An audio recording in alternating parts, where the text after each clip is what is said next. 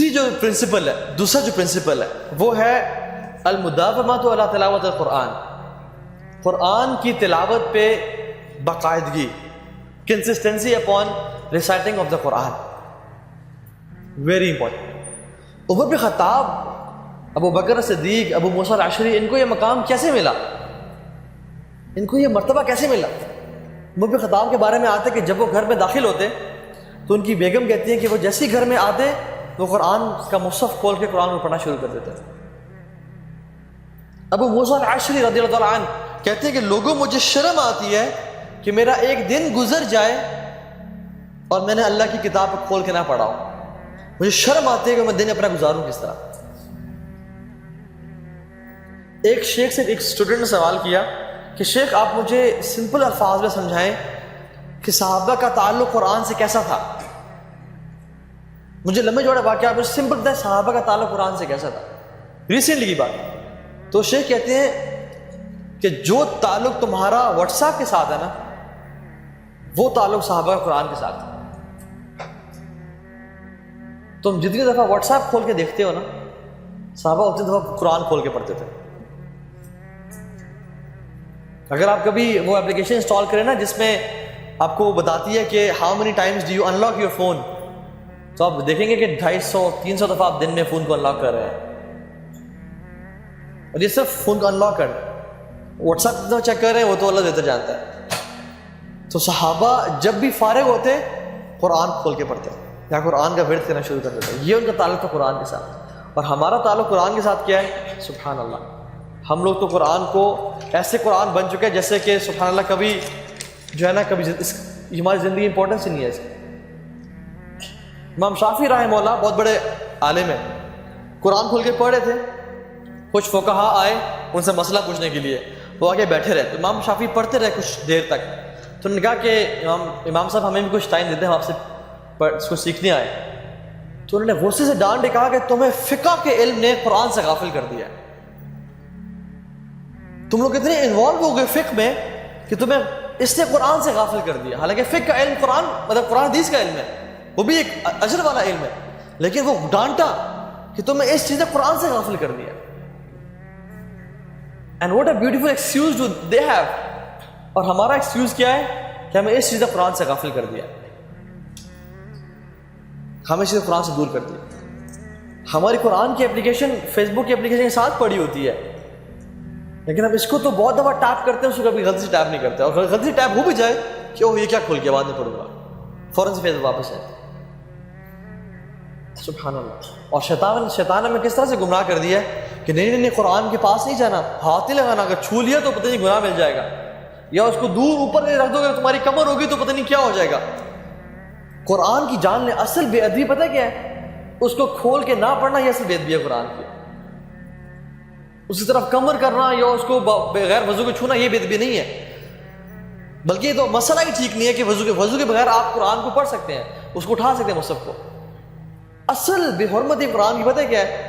کہ وہ ایک دن گزر جائے اور آپ نے کھول کے نہ پڑھا اسے، اور ایک دن تو کیا ہفتے گزر جائے، مہینے گزر جائیں، اور آپ اس کو ریشم کے لباس پہ تو پکڑ کے رکھا ہوا ہے لیکن آپ نے کبھی کھولا نہیں۔ And now since we have smart phones, آپ نے قرآن کی موبائل ایپ کو کبھی ٹچ نہیں کیا اور آپ نے واٹس ایپ کو 100 دفعہ ٹچ کرتے ہیں آپ۔ This is real disrespect to Quran, کہ how much time do you give to Quran. So یہ تعلق ہونا چاہیے۔ یحییٰ بن معاذ رضی اللہ تعالیٰ عنہ صحابی ہیں، بستر مرگ پہ تھے، کسی نے پوچھا کہ آپ کی 2 خواہشات کیا ہیں آخری؟ تو کہتے ہیں کہ میری آخری جو 2 خواہشات ہیں نا وہ یہ ہیں کہ مجھے ایک خالی گھر مل جائے اور ایک بہترین مصحف مل جائے کہ میں قرآن کی تلاوت کرتا رہوں اس میں۔ یہ ان کا تعلق تھا قرآن کے ساتھ۔ بہت سارے واقعات ہیں اس میں۔ امام شافعی یہ استاد ہیں، امام احمد بن حنبل وہ شاگرد ہیں۔ اب استاد اپنے شاگرد کے گھر آئے، انہوں نے اپنے بیٹے کو کہا کہ میرے جو استاد ہیں نا ان میں 2 کوالٹیز ہیں، اور وہ کیا کہ ایک تو تہجد کی نماز کبھی نہیں چھوڑتے اور دوسرا کھانا بہت کم کھاتے ہیں۔ تو انہوں نے کھانا پکایا بیٹیوں نے اور پانی رکھ دیا کہ رات کو تہجد کی نماز کے لیے وضو کریں گے۔ صبح اٹھے تو برتن بھی پورا کا پورا بھرا ہوا تھا اور کھانا بھی زیادہ کھایا ہوا تھا۔ تو انہوں نے پوچھا کہ یہ کیا؟ تو انہوں نے اپنے استاد سے پوچھا کہ استاد جی یہ کیا بات ہے، سمجھ نہیں آئی۔ تو کہتے ہیں کہ کھانا کس نے بنایا تھا؟ تو نے کہا میری بیٹی بنایا تھا. تو نے کہا وہ حافظ قرآن ہے؟ کہتے ہیں جی وہ حافظ قرآن. کہتے ہیں وہ اس کا معمول کیا ہے؟ کہتے ہیں وہ جب بھی کھانا پکانا شروع کرتی ہے وہ قرآن پڑھنا شروع کر دیتی ہے حتیٰ کہ وہ 1 جز 2 جز 3 جز مکمل کر جاتی ہے, پارے پڑ جاتی ہے. تو کہتے ہیں کہ اس کھانے میں اتنی لذت تھی کہ میرا ایک لقمے کے بعد دل چاہا کہ دوسرا لقمہ کھاؤں, اور کھاتے کھاتے میں نے نارمل سے زیادہ کھا لیا. اور اسی رات کو میں ساری رات حدیث پہ کام کرتا رہا, اور اسی وضو کے ساتھ میں نے اس رات کو تہجد کی نماز پڑھی. اور امام صاحب نے اس ایک رات میں 70 سے زیادہ مسائل نکالے ایک حدیث سے, جو حدیث ہے یا ابا عمیر ما فعل نغیر. ابو عمیر چھوٹے صحابی تھے جن سے اللہ کی نبی نے بیٹھ کے پوچھا کہ اے ابو عمیر تمہاری برڈ کہاں گئی, تمہاری چڑیا تھی وہ کہاں چلی گئی, کیونکہ دیٹ برڈ ڈائڈ. تو اس چیز سے 70 زیادہ مسائل نکالے. یہ ہے قرآن کی برکات. جو گھر میں عورتیں قرآن پڑھتی ہیں اور وہ کھانا بناتی ہیں تو اس گھر کی برکات ہی اور ہوتی ہیں. اور آج ہم کھانا کہاں سے کھاتے ہیں؟ یا تو KFC سے کھا رہے ہیں, یا ہارڈلی سے کھا رہے ہیں, یا کہاں سے کھا رہے ہیں. اور ہماری خواتین تو یا تو ہیڈ فونز ہیں ان کے کانوں میں جب وہ کھانا پکا رہی ہیں. اس لیے ہم دیکھتے ہیں کہ بے برکتی ہمارے گھر میں کتنی زیادہ ہے. یہ وہ لوگ تھے جنہوں نے قرآن کو اپنا لائف سے بنا لیا, اللہ تعالیٰ نے ان کو ضائع نہیں کیا. اللہ تعالیٰ ان کے کاموں سے ان کو صدقہ جاریہ آج ہی پہنچا رہا ہے. یہ جو ہم بات کر رہے ہیں اور ہم نے ان کا ذکر کیا, کیا ان کو اجر پہنچے گا یا نہیں پہنچے ان کی قبر میں؟ سبحان اللہ, دس از پیور انویسٹمنٹ جو کہ وہ کر کے چلے گئے. اور اللہ تعالیٰ اپنے قریبی بندوں کو ضائع نہیں کرتا. حل جزاء الاحسان الا الاحسان, کیا احسان کا بدلہ احسان نہیں ہے؟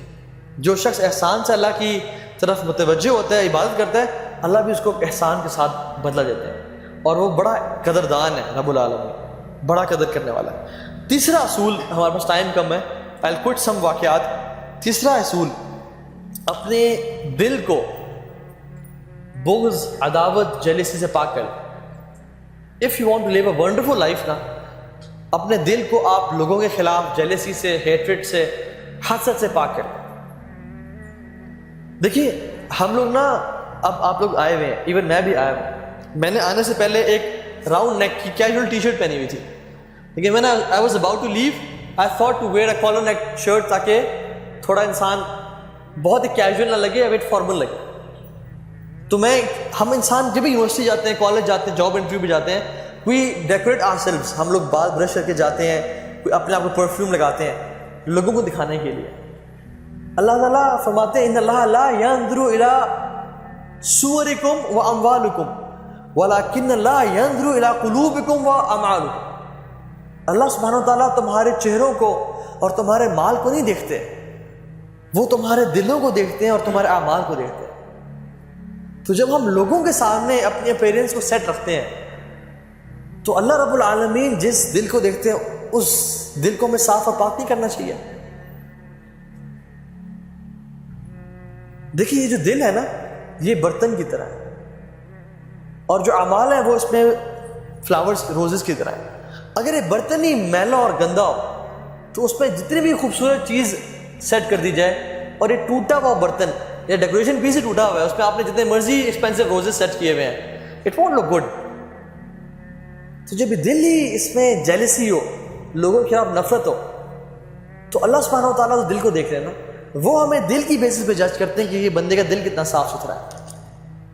بلکہ اللہ کے نبی نے تو یہ حدیث فرمائی, کمال کی حدیث ہے, فرمایا کہ کائنات کا بہترین سب سے افضل شخص وہ ہے جس میں دو کوالٹیز ہیں, صدوق اللسان و محکوم القلب, زبان کا سچا اور دل کا صاف ستھرا.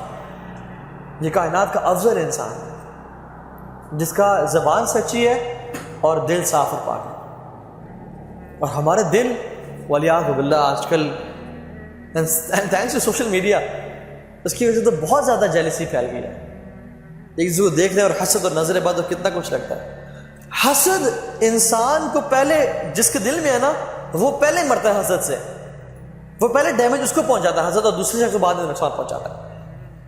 کیونکہ جس کے دل میں حسد ہے نا, وہ پہلے ہی اپنے آپ کو کوڑ کے جیلسی کے ساتھ حسد سے اپنے آپ کو مار رہا ہوتا ہے. سائیکولوجیکلی ڈیمیج کرے اپنے آپ کو, فزیکلی ڈیمیج کرے اپنے آپ کو, دوسرے تو بعد میں تکلیف پہنچ جائے گا. اور کس طرح سے حسد جب دل میں اترا تو وہ دل تک رہتا نہیں ہے, وہ زبان پہ آتا ہے. کبھی میں نے دیکھا کہ بریانی بنی ہوئی ہے ڈونگے میں اور آپ چمچ ڈال کے نکالیں تو نہاری نکل رہی ہے, کبھی ایسا ہوا ہے؟ جو چیز ڈونگے میں ہے برتن سے وہی نکلتی ہے. دل برتن کی طرح ہے تو زبان اس کی چمچ ہے, جو دل میں ہوگا وہ زبان پہ آئے گا. اگر انسان ہمیشہ لوگوں کی غیبت برائی کر رہا ہے اس کا مطلب اس کا دل صاف پاک نہیں ہے, اس کا دل صاف ہے. تو دل میں جو ہے نا وہ زبان پہ الٹیمیٹلی آتا ہے. اور زبان پہ حسد کس طرح سے آتا ہے الٹیمیٹلی؟ تھرو غیبت, چغلی, برائی کرنا. وہ شخص دیکھا ہے ہی از اے شو آف کہ وہ اس میں یہی برائی ہے, اس کی بد تعریفیں, کیونکہ اس کا دل میں حسد ہے اس بندے کے لیے. تو اپنے دل کو صاف و پاک کر لیں. اللہ کے نبی نے کیا فرمایا؟ اللہ اکبر. مسجد نبی بیٹھے ہوئے, صحابہ سامنے بیٹھے ہوئے, کہتے ہیں میرے صحابہ, مسجد نبی کے دروازے سے جو بھی شخص داخل ہوگا نا وہ جنتی ہے. اللہ نے اس کو جنت کا وعدہ کر دیا. صحابہ دے آر امیزڈ کہ یار یہ شخص دنیا میں زندہ ہے اور وہ جنتی ہے کنفرم. تو دے آر امیزڈ, اور وہ مڑ کے دیکھ رہے ہیں. دیکھا سعد رضی اللہ تعالیٰ داخل ہوتے, واہ یار ہی از دا مین, کیا کامیاب انسان ہے شخص.